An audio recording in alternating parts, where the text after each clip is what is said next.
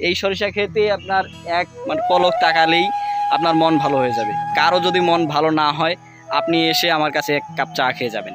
এখানে আপনারা আসলেই প্রথমত চোখে পড়বে সরিষা ক্ষেত, মাঠের পর মাঠ সরিষা ক্ষেত। এই সরিষা খেতে আসে আসলে যে যার মন একটু খারাপ, বিভিন্নভাবে হয়তো একটু আনমনাভাবে আছেন, তো আসলেই তারা চলে আসবেন। এই সরিষা খেতে আসলেই ঘোরাঘুরি করলেই আপনার মন ভালো হয়ে যাবে। আসলে এরকম একটা পরিবেশ দেখার মতো একটা পরিবেশ এবং উপভোগ করার মতো একটা পরিবেশ। সম্মানিত দর্শক, আসসালামু আলাইকুম। আজ আমরা আসছি সেই বিখ্যাত সরিষা ক্ষেত দেবীগঞ্জ কৃষি ফার্মে। এখানে এসে আপনাদের মন ভালো না হলে টাকা ফেরত। প্রাকৃতিক সৌন্দর্য, অপরূপ সৌন্দর্যে সেদেশে দেবীগঞ্জ কৃষি ফার্ম। এখানে আপনারা আসলেই প্রথমত চোখে পড়বে সরিষা ক্ষেত, মাঠের পর মাঠ সরিষা ক্ষেত। এই সরিষা ক্ষেতে আপনার এক মানে পলক তাকালেই আপনার মন ভালো হয়ে যাবে। কারো যদি মন ভালো না হয় আপনি এসে আমার কাছে এক কাপ চা খেয়ে যাবেন। আমি আসছি প্রথমত জাহাঙ্গীর ভাইয়ের সঙ্গে আসছি। জাহাঙ্গীর ভাই আমার হচ্ছে যে সরিষা খেতে তেমনভাবে আসা হয় না, জাহাঙ্গীর ভাইয়ের ইনভাইটে আসছি। এবং হচ্ছে যে এই সরিষা খেতে আসার জন্য আপনাকে প্রথমত আসতে হবে দেবীগঞ্জে। দেবীগঞ্জ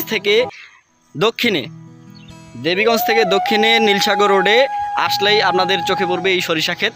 এর পাশে আরেকটি ক্ষেত আছে যেটিতে একবারে এখন ফুল নাই, বলা চলে সরিষা পরিপক্ক হয়ে গেছে। এবং সবচেয়ে মজার বিষয় হচ্ছে যে এই যেই সরিষাটি চাষ করা হচ্ছে এটি মূলত দেবীগঞ্জ কৃষি ফার্মের পক্ষ থেকে চাষ করা হচ্ছে। এবং সারা বাংলাদেশে এই সরিষার বীজগুলোই সারভাইভ করা হয়, এই বীজগুলো দেয়া হয়। এবং হচ্ছে যে এই সরিষার ক্ষেতের যে সরিষাগুলো আছে এই সরিষাগুলো অনেক ছোট জাতের, অনেক ছোট, এবং হচ্ছে যে অনেক ছোট থেকেই খুব অল্প দিনে সরিষাগুলো পরিপক্ক হয়ে যায় এবং হচ্ছে যে সরিষার যে ফল দেয়া শুরু করে সেই জায়গা থেকে হাঁটু পরিমাণ অথবা হাঁটুর একটু বড় হয় এই সরিষাগুলো, এবং খুব অল্পতেই ফুল এবং ফল দেয়া শুরু করে।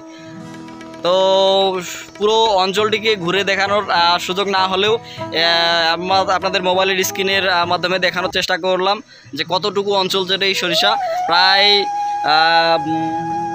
বিস্তৃত অঞ্চল জুড়ে এই সরিষা। আমার সঙ্গে আছেন জাহাঙ্গীর ভাই।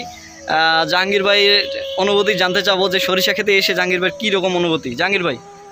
না, আসলে এই সরিষা খেতে আসে আসলে যে যার মন একটু খারাপ, বিভিন্নভাবে হয়তো একটু আনমনাভাবে আছেন, তো আসলেই তারা চলে আসবেন। এই সরিষা খেতে আসলেই ঘোরাঘুরি করলেই আপনার মন ভালো হয়ে যাবে।